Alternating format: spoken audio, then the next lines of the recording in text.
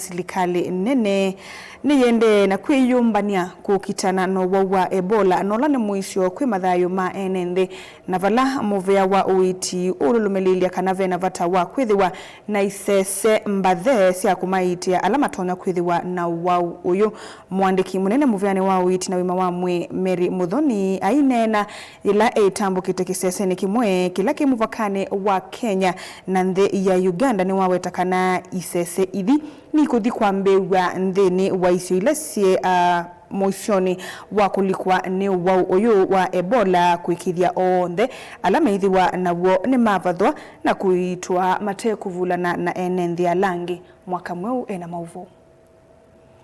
Ainena atambukite muvakani wa nthi ya Kenya na ya Uganda mwandiki munene muveani wa uiti Mary Muthoni ni walulumilia kithito cha serikali kuikithia kana ni yumbanisya wa Ebola unuvatonyeka kwa kusovi isese syakwia na syakumawatha na kumaita alame ukwatikana na wau. We need, when we have a case, a confirmed case, there is somewhere we can we can isolate them, and if we have exposed individuals, there's somewhere they can be quarantined.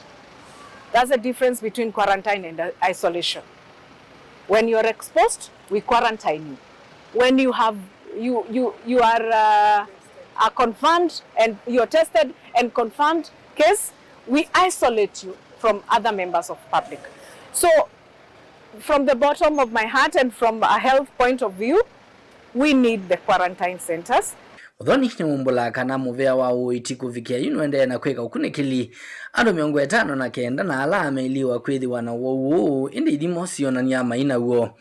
As at today we have 59 suspected cases that we have taken their samples to the lab and none of them is positive. All of them are negative, and we are praying that in Kenya we will not have any positive case as we continue. As you can see, the cases are increasing, albeit they are negative, but by the virtue that we are suspecting, it's case enough to pin and say that we are at high risk. Mwandu Muthoni ni waweta kana serikali ni kwithiwa ithima andu alame kwithiwa mailika na kumala nthi ya Kenya undu mwana kumasomethia undu matonya kwisiania na wau we muisyo wa Ebola. We were at Jomo Kenyatta International Airport. We identified the gaps that were there and we have been able to fix them. We have now come to Malaba, and Malaba is a very, very important border.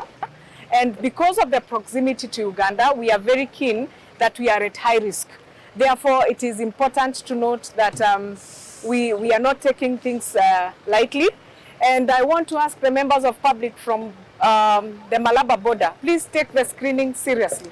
Because I can see, I have watched during screening time, and some of them want to be sheepish. Let us not use this, and let us not look at this exercise as an exercise in futility. Amwe maene nthi na alame mvakani wa nthi ya Kenya na Uganda mainena na andiki mamovo ni mawetaka na kuvikia yuku inesa kwithiwa na siko sia wau na mo taene nthi ni maende na kuatia undu serikali ikwenda.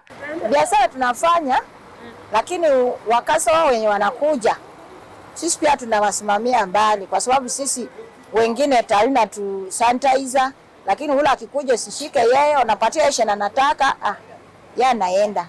Sasa huko upande wa Busia Ebola bado hatujasikia bali imetokea, lakini kwa sasa hapa kwa boda haina shida yoyote.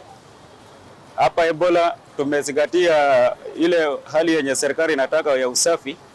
Kwa sasa hatuna shida yoyote hapa. Ilivotia vilingwa movo nito wa mwaka mweu.